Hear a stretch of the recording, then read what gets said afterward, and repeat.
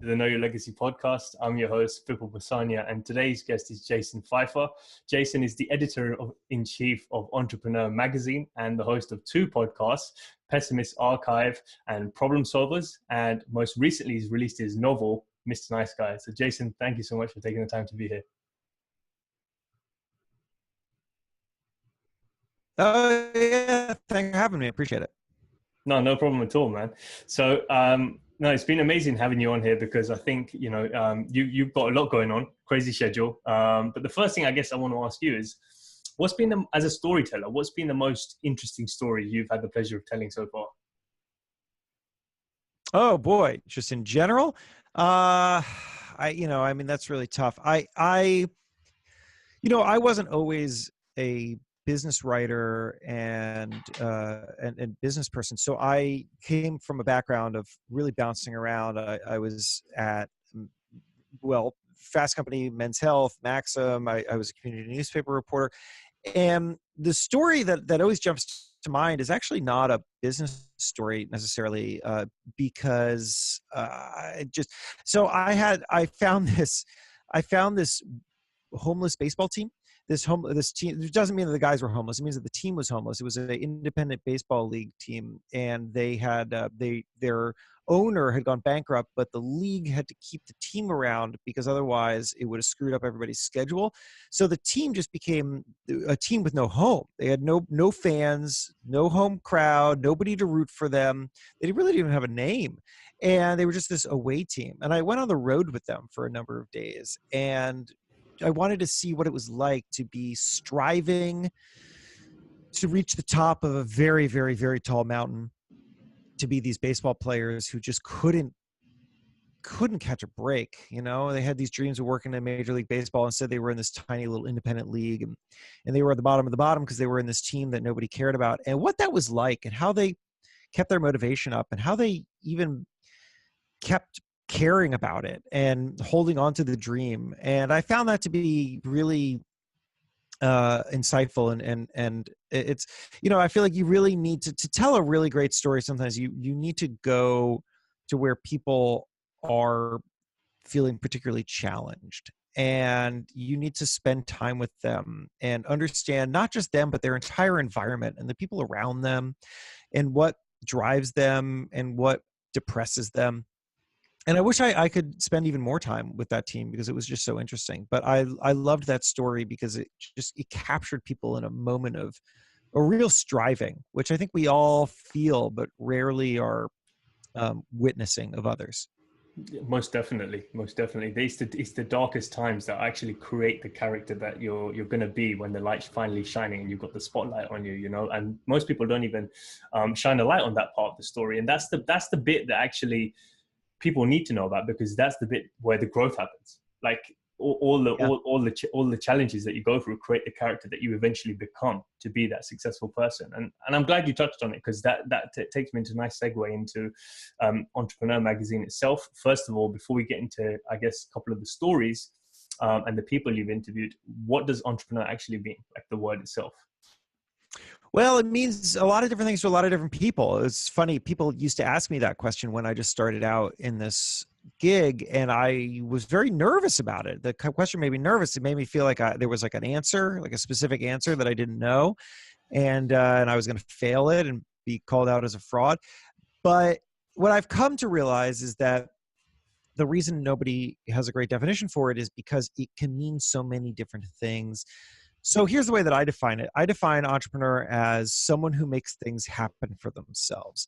And that can be anybody in any situation. You don't necessarily have to be a business owner. I think that you can work for a company and be an entrepreneur. I think that you could be a student and be an entrepreneur. It's someone who's creating opportunities, who is willing to submit themselves to the emotional challenges of putting yourself out there and embarking upon quests that you don't feel particularly qualified or prepared for. And that is, to me, a real amazing quality in somebody. And I hope that our brand speaks to all of them, regardless of where they are in their kind of station, so to speak. It's amazing because as the time changes and I guess the culture of entrepreneurship and, you know, what people are really doing in that space changes, especially with social media. You see people start businesses, you know, in all different types of spaces. The definition itself can, you know, most definitely change. But I think one thing you said there was like basically a self-starter. That's the type of person that, you know, it gets things moving. And I remember Uh-huh. you saying before, like, what your first break, if I'm not mistaken, it was the Washington Post article or something along those lines. Yeah. If you could just shed some light on I guess that, because that's obviously showing your tenacity and the self-driving part of your character. Oh yeah, so that's really good research. That's really from the very beginning of my career. So I started out as a community newspaper reporter, writing for this tiny little paper, the Gardner News. There's 6,000 circulation daily newspaper covering like nothing in this tiny little town in north central Massachusetts. And I hated it. It just wasn't for me. And I had just had this dream and desire to be, I didn't even know, just working for something bigger and writing stuff that I felt was more important and for a larger audience. And whatever it was, I wasn't finding it at the Gardner News. And I also came to realize a very important secondary thing, which is that nobody at any of the publications that I wanted to work for were reading this little paper or would ever read this paper, right? Like it was no matter, I could do the greatest job ever at this little paper. And there was a 0% chance that somebody at the New York Times or the Washington Post, which were the places that I aspired to work for at the time, there was nobody at those places who was ever going to call me up and be like, hey, you are super killing it on the Gardner beat. Like like that series about diners that you wrote was awesome. Like you should come work for the New York Times. Nobody was going to do that. So I needed to go to them. Like I just couldn't wait for somebody to come to me. I needed to go to them. And so I quit. I quit that job after about a year, and I sat in my bedroom, which was it was in this little town called Holden, Massachusetts. I was paying $500 in rent and living next to a graveyard, and I just sat there in this room, like looking out upon the graveyard of my career, and just started pitching, cold pitching. Didn't know anybody, had no connections. I just would come up with ideas and I would track down the email address of some editor and I would send it out, and mostly got ignored. And then one day sent an idea to an editor at the Washington Post, and she responded and she wanted to know more. And we got on the phone and I was so nervous. My mouth was dry and I was pacing, and she asked me a lot of questions about the story that I was pitching and, you know, why I was qualified to write it. And frankly, I wasn't qualified to write it. Like I didn't have any experience. I wasn't big enough to write for the Washington Post, right?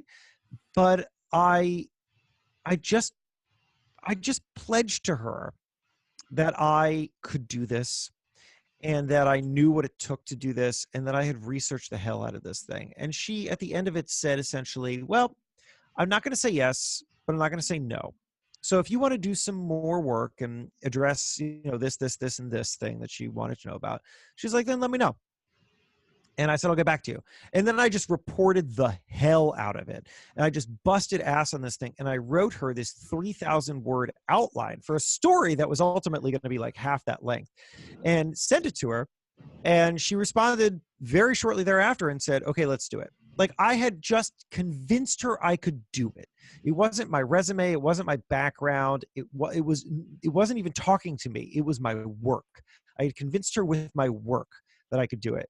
And that was my first major piece. It was in the Washington Post. It ran, and that led to a whole bunch of other pieces in the Washington Post. And ultimately, that was for the health section. So a couple years later, those stories that I was now writing for the Washington Post health section helped me get my first New York City magazine job at Men's Health. And you know, we were off to the races. But it was really all about taking that leap and just being confident that, you know what, I don't have the connections, but I can just find a way. I will bust my ass into a way. So two things quickly from that story. What was Yeah. driving you at that time? Like why, after rejection, why did you continue? Like, why did you think there was still hope? Oh, because the alternative was unbearable. I mean, right? The alternative was to go work for another tiny little newspaper and submit myself to a path that only ran through tiny little newspapers. Where I mean, like, I know that path. I saw that. I saw people on that path. Like, it was, you're at the tiny paper. You're at the Gardner News, 6,000 circulation. And then you go to the Fitchburg Sentinel and Enterprise, which was what, 8,000 circulation? And then maybe you go to like the Lowell Sun at 12. You could just do that forever. You could waste your entire career doing that. And I have to catch myself because, like, wait, it's not waste. It was a waste if that's not what you want to do, right? Like, there are people who do that and are very satisfied doing that. And that's great. Like, there's something for everybody, right? But it just wasn't for me. I wanted to do more. I wanted to go bigger. And I wanted to eventually get like a big job in a big city and just kick butt. And I didn't know exactly what it was, but I knew that I had a skill set that I could develop and work at a top level. And I wasn't going to accept the alternate reality.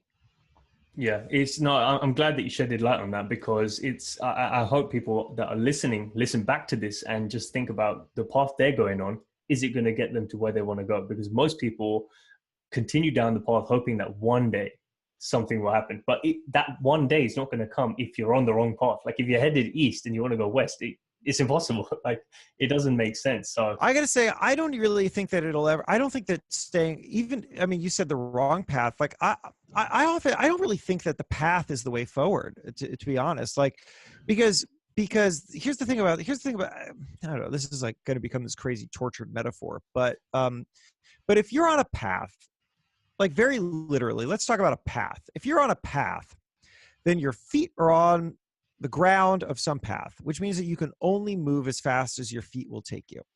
And I think that the reason that I have succeeded, and the reason why a lot of people who I talk to who have succeeded in great ways, it's because their feet aren't always on the ground. They're taking giant leaps, right? And they're jumping from path to path. And sometimes they like take a running start and then hit a trampoline and then jump like 50 feet of the path. Like, their feet didn't touch the path for a while, right?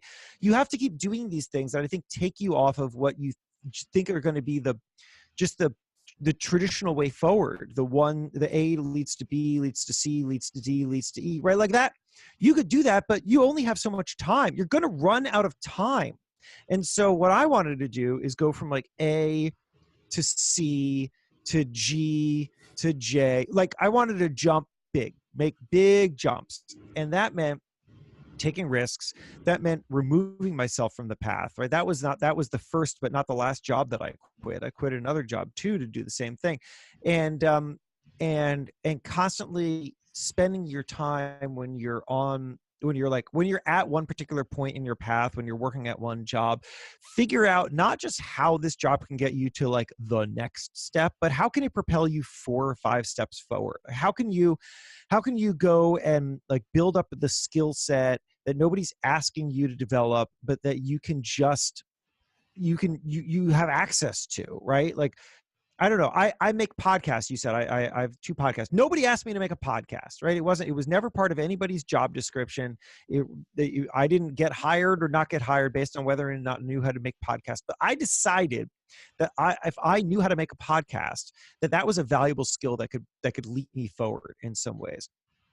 And boy, has it. Like, again, nobody asked me to do it, but I went out and I bought a microphone and I figured it out and I started making podcasts. And now I have 2 podcasts. They're both thriving. They have great audiences. They help me in crazy ways. And I guarantee you that the next part of my career, whatever that is and whenever it comes, having done those podcasts will be a big part of it. Either because I'll be like making podcasts for a living, or because doing the podcast would have taught me something about the audio industry, and maybe that's where I'll go, or just that I became a better person on a microphone because I was making the podcast. Like, whatever it is, I don't know what it is, but I know that I wouldn't have been able to take advantage of whatever this next opportunity is if I didn't start preparing for it right now. Yeah, most definitely. It opens up a whole new world for you just because you basically built that door and opened it. Like, so it makes complete sense. Again, it comes back to the self-starter characteristic. So just before I move on to a slightly different topic, I want to ask you, do you remember how many letters or emails it took before you got to the Washington Post one? Oh, no.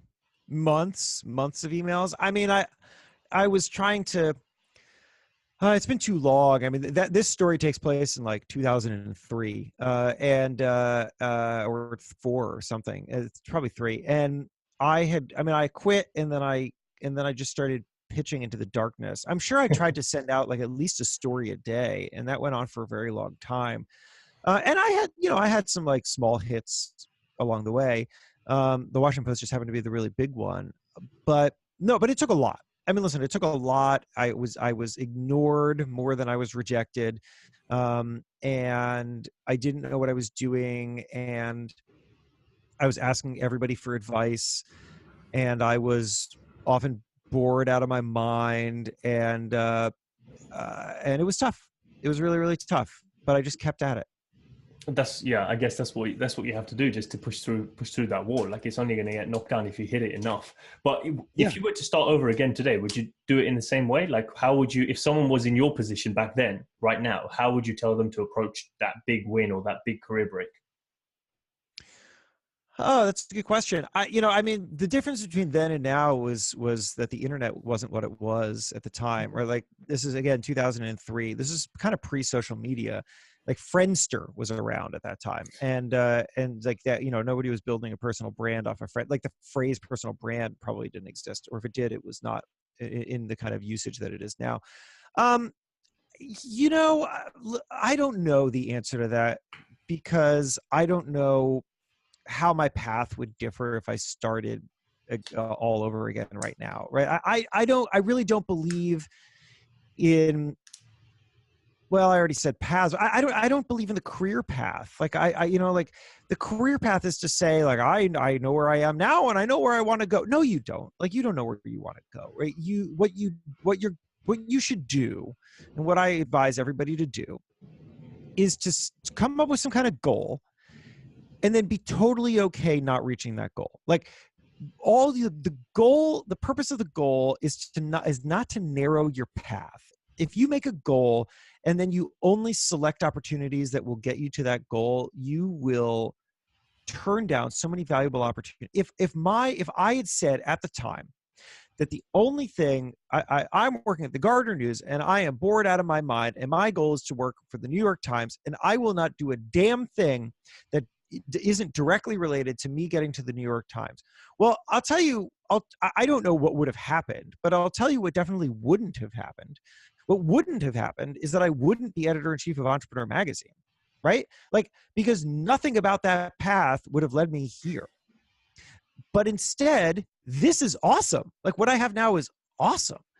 And the reason I got it is because I just kept revising the goal along the way. Like, the goal was just a motivator. The goal was just a North Star. It was a reason it was a place to have some momentum. I think that often people find that they have a lot of trouble gaining momentum, feeling a sense of momentum, because they don't know what direction they're supposed to move in. You can't, right? Like, if you're lost in the woods and you walk around in a circle, you're never out of the woods. So you got to pick a direction. And so I often think of the goal as just picking a direction. So, okay, I want to work for the New York Times. What do I got to do? Well, I got to quit this job. Great. Okay, that's something. And now what am I going to do? Well, I'm going to start freelancing. I'm going to start pitching editors, and that's great. And I'm going to start doing that. But you know what happened along the way? What happened along the way is that I discovered that I liked writing for magazines more than I liked writing for newspapers. So, okay, revise the goal. What's the goal now? I don't really know. I guess it's just writing for magazines. So that's how I eventually got to Boston Magazine. I mean, it was like there were a whole bunch of other steps and another job quitting in it, but I revised the goal. And then it was like, oh, what kind of person do I want to be? I don't know. I think I want to be a features writer. I think I want to be a features editor. I think I want to be a blah, blah, blah, blah, blah. And I just kept revising it as I discovered new things along the path. I was taking opportunities that were teaching me new things about myself and about the world around me. And then I was integrating that information into my own career aspirations, and then I was revising the whole thing. And as long as I knew where I was going to, I felt okay, even if that event or that destination was going to change. And you have to be okay with that. It sounds chaotic, but what it ultimately is it's opening yourself up to a world of opportunity. and learning and skill set building, and it will land you in places that you never knew. I mean, right? And like editor-in-chief Entrepreneur Magazine is like a cool, flashy thing, but like it doesn't have to be that, right? I've had this conversation with my dad, who's retired now, but he was a dentist. He never wanted to be a dentist, right? But like he never grew up thinking he was going to be a dentist, but it turned out to be really satisfying for him, and it's just because he was open to the path. Like he stumbled upon it at some point, and he explored it, and suddenly he was a dentist, and then he developed his own practice, and then he was in business for himself, and it was great, and it was a great career, and he was very satisfied with it, right? But like if he had, it was only because he was open to revising his ambitions that he got to the place that he was ultimately happy with. That's damn interesting, because the goal that you initially set is based on who you think you are today. And then if you do something different along the way, like you started doing freelancing or whatever it may be along the lines, then you figure out, actually, no, I enjoy this more. So the Yeah. more things you try, the more you find out who you are. And as you find out who you are, that goal changes. Because And that's natural. The only thing that you need to do is let it happen.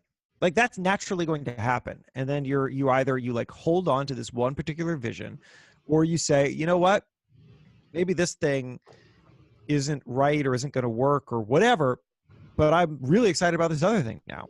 And also you'll also just get to places where you see the thing that you wanted and it's satisfying, and then you realize it's time for another adventure. You know, Mhm. I always wanted to, well, I always, right? At some point I decided I wanted to work in print magazines. And then at some point I decided I wanted to run a magazine. And now I do. And it's awesome. Don't get me wrong, it's awesome. I'm not ready to leave it like at all, but I also see it. I feel like I rang the bell, and like there are like so many other things that I'm excited about. Like I'm excited for whatever the next part of my career is, whenever that comes. Like I don't want to, like I don't want to be the person who just had one thing in their head and then did the thing and then doesn't know where they're going to go next. Like I always want to have 5, 6, 7, 8, 10 other paths in front of me. There's so much more. It's like it's more exciting that way. There's more to explore. Yeah, they have multiple plates spinning. Yeah, no, most definitely. I agree with what you're saying. So just to change the gear slightly, because I'm conscious of the time as well, and there's a lot of stuff I'm sure people, want Yeah. to learn from you. So Yeah, I'll what, try to answer quick. I what, usually am long-winded. yeah, yeah, no, that's fine.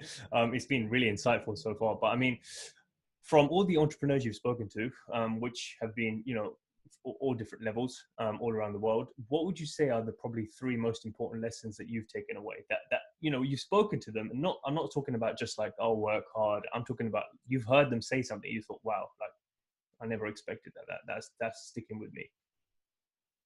Oh yeah. I mean so the number one thing that I see people over and over again uh succeed with is a sense of what Reid Hoffman, the co-founder of LinkedIn, calls permanent beta, which is to say that people are just constantly revising themselves, like every part of themselves. That nobody ever thinks of, these people don't think of themselves as finished products. They think of that what they do is going to ever change, and what their skill sets are always going to change, and what their interests are always going to change. I mean, it's a lot of stuff I've been talking about here, but like that's, I just hear that from everybody, and everybody says it in an interesting way. So Reid Hoffman says permanent beta. When I talked to Malcolm Gladwell, his line to me was, I'm trying to like pull it up in my head here. He said self conceptions are powerfully limiting. That if you think of yourself in one particular way, then you're going to close off all these other things that might be available to you. It's really useful, a useful insight. So there's that. Also, I mean, a thing that I see over and over again that feels a little counterintuitive is entrepreneurs tend to discover that they tend to they're radical thinkers, and they don't want to be put in anyone's box, and so they tend to, at the very beginning of their journey, like resist systems, that they don't like systematizing things. They don't want to systematize their company. They want to like be open and free and scrappy and whatever, and then they all discover eventually that systems actually enable them to be freer.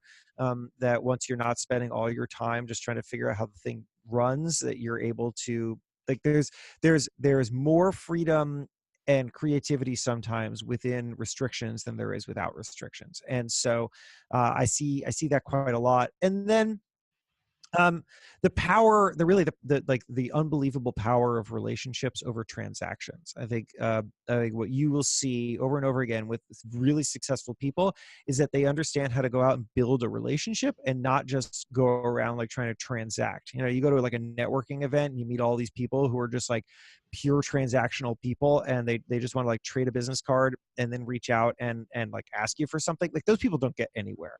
The people who really get somewhere are people who are they're just relationship oriented, and it'll be years before they ask you for something. And I have learned that, and I try to embody that all the time. Where you know, I mean, I'd say I spend almost half my day every day just meeting and chatting with people, just like relationship building. And maybe that'll become useful later, but it could be a year, 2, 3, 4 years from now.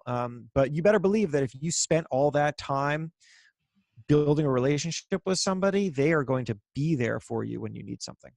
Most definitely, yeah, exactly. And it just sounds like it's another one of your spinning plates, you know, because people don't think, if they don't see the immediate, you know, what do you call it, return on investment of that particular thing they're doing, they just don't find a point in it. Right. Yeah. You got to stop thinking about ROI on a lot of things. I mean, right. Like there's, if you're going to spend money on marketing, then think about ROI. If you're going to spend money on product development, think about ROI, but don't think about ROI with relationships. And you know, and sometimes don't even think about ROI with like career moves. Like sometimes you just got to do things. You got to do things because they pay off in the long tail, and you don't know where that's going to be. Exactly. You don't know where it's going to go, but you got to put in, you know, all the effort to make it worthwhile now, so that people can actually come back to you with benefits later on, whenever you may need it, you know, because you may not be in a time of need now, but right. they might be the very people that can help you out later on. So no, it makes a lot of sense. Real quick, before we get into the last, I guess, few questions, from all of your experience of branding, writing stories, looking at entrepreneurs and what makes a successful brand, I guess what I want to ask you is, with the age of social media, for example, if you go on to Instagram now, what is it that you're looking for in the profile? Like, when you look at a profile, most people just see, number, their eyes go straight to the numbers. Where do your eyes go first? I mean, honestly, I guess my eye goes to the number, but then the thought that I have is not like, it's not always, if the number is high, then I start to think then I'm interested in how they built it.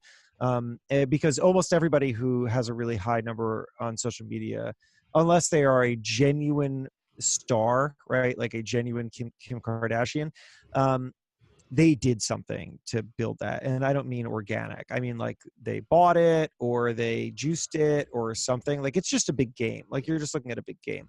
So I kind of enjoy looking at it from that perspective, kind of in the way that I'm sure like a movie producer likes watching movies and thinking about like all the business decisions that went into the various elements of it. I tend to look at that. I mean, you know, I mean, I gotta say, I'm honestly, I do a lot more creating. I use social media to post and to respond to DMs. I don't really look at people's stuff very often. So I guess the answer is the number. I don't know. I wish I had a better answer for you. Yeah, no. I guess I mean, like, so for example, if you had to go on someone's page, like what would make a good a personal brand or like page for someone who's trying to build themselves up on the social media platform? Because I guess that's where like brands are built these days. Oh, I see. I see. Well, I mean, listen, if you want to use social media, I mean, there's no wrong way to use social media. It depends on what your goals are. So if your goal is to just share stuff with friends, then go ahead and share stuff with friends. If your goal is to use it as a personal branding exercise, then you need to distill yourself down into something very, very simple, like a brand. Like you need to have a mission, and you need to be an attitude, and you need to be something that people can relate to that isn't just you. You need to stand for something else, right? So when people go to my Instagram, for example, they are not connecting with me. I know that, right? Like they don't care about me. What they care about is what I stand for. And what I stand for, which I communicate basically relentlessly, is like relationships and the acceptance of failure. Like those are my points. And I hit them over and over and over and over again, in the same way that Coca-Cola hits happiness over again, and like Pepsi hits music over and over again. Like, these are the brand points. You distill yourself down to something, and then you find a million ways to articulate it in a way that makes people feel like they follow you because they want in on your message. They want to relate to your message. And if you cannot simplify yourself already, like if you can't tell me what your brand stands for, your personal brand stands for, in like 3 words, then you need to work harder at it, because once you really lock that down, everything that you do on social will flow from it. I love that. Yeah. So just being very clear on the mission, which not a lot of people are, and it's difficult to, but I guess once you do, everything flows from there. So Yeah. last thing, before the last few questions, your book, Mr. Yeah. Nice Guy. I know, you know, what it's about because you've outlined it on your website, and if people want to check it out, they can check it out there. But what are really the lessons you want people to take away from reading that? Like, what is it that you're getting them to learn? Or is it just like, you know, a good story for people to read? Yeah, well, it's different from it's different from like most people who have books who I'm sure you're talking to, because those are usually business books with like lessons. This is a novel, so this is really, if you're looking to relax, if you're looking to have some fun, take a mental break, buy a great gift. So this is what this is. So it's called Mr. Nice Guy. It came out in October. It is a romantic comedy that I wrote with my wife. And it's about 2 people who each week sleep together and then critically review each other's sexual performance in a magazine. So it's fun and silly, and kind of like Sex and the City meets I don't know, something else, How to Lose a Guy in 10 Days. And it's set in the magazine world. We pulled from very, very real life stuff that we encountered along the way. My wife is also in media, and it's super fun. We sold the TV rights. We sold a whole bunch of foreign rights. Kevin Kwan, the author of Crazy Rich Asians, is a big fan. Just found it on his own and reached out. And so this is really. Listen. I guess I could come up with some like BS answer for you about how this is all about, like, learning about communication or something. But the honest answer is that sometimes it's okay to just sit back and have fun, and take your mind off of work and give yourself a mental break. And this thing is a big piece of candy that the people have been enjoying. Most definitely. It doesn't have to be anything. It's just like a passion project on your part for people to enjoy. Yeah. So no, it makes a lot of sense. So just to get into the final few questions, then, I guess you touched on this a little bit earlier on, but if you were to go back and speak to anyone who's 18 and they're at that point in their life right now, shall I go to college? Shall I not go to college? Or maybe I'm in college. I don't know what the hell to do with my life. Like, what would you suggest to them? What would you tell them? Well, I mean, will you go to college or won't you go to college question is a very personal one. I did go to college, and I think that it was a great experience for me. And I have to say, I didn't know until I really got deep into the entrepreneurship community that question is like a real pressing question for a lot of young people in the entrepreneurship world about whether or not to go to college. I mean, I got to say, I think that unless you have like a really great plan and college is holding you back from that plan, like, go get yourself a better education. You'll like the thing that I got out of college more than the education, which frankly I don't even remember, was the community of that was like my first professional community, really, because a bunch of us I ended up becoming friends with a bunch of people who all went into journalism, and that was my first professional community. And also, I ran the student magazine. That was where I learned how to make a magazine. That was where I learned how to be an editor for the first time. So many things that I do today, the first time that I touched any of that was by running the student magazine. And I wouldn't have had that opportunity otherwise. So, I mean, take that for whatever the hell it's worth. But I think that everybody needs to be putting themselves, like, no matter, here's what it is, no matter what your decision is on higher education, you need to be putting yourself into positions where you can learn and you can grow and you can develop skills and you can meet people. And you can do that in college. You can do that out of college. That is a personal decision. And I'm not going to, I just couldn't tell you what is right for you. But I can tell you that you will get nowhere if you're not putting yourself into places and experiences that will challenge you and that you can learn from. And you need to be seeking those out. I love that. Yeah, it's just about, learning outside of the traditional school system and figuring out, what you want to do with your life, but putting education back into your own hands, So the second question then is, if there's one statement that you could write that goes into a piece of paper, on a piece of paper that goes into a time capsule for generations from now to read, what would that one statement be? I mean, my first thought, like flash forward a couple generations, is like whatever these people are going to be dealing with global warming. I feel like the statement should just be, "We're so sorry." I mean, so what would the statement be? I mean, I guess so. I have this is. I have this podcast called Pessimists Archive, which is a history of unfounded fears of innovation. The idea is that each episode we look at the moment that a new piece of technology was introduced, and we try to understand why it freaked everyone out. Because everything that you know and everything that you use and everything, like, just look around you, literally everything around you was at some point new and therefore scary and dangerous. And so we do these episodes where we understand where those fears came from for the bicycle, the car, the novel, chess, coffee, the Walkman, electricity, literally anything, right? Chain stores. And so we try to understand where that anxiety and resistance came from and then how we got over it. And the point of that is to highlight how we just repeat ourselves across time.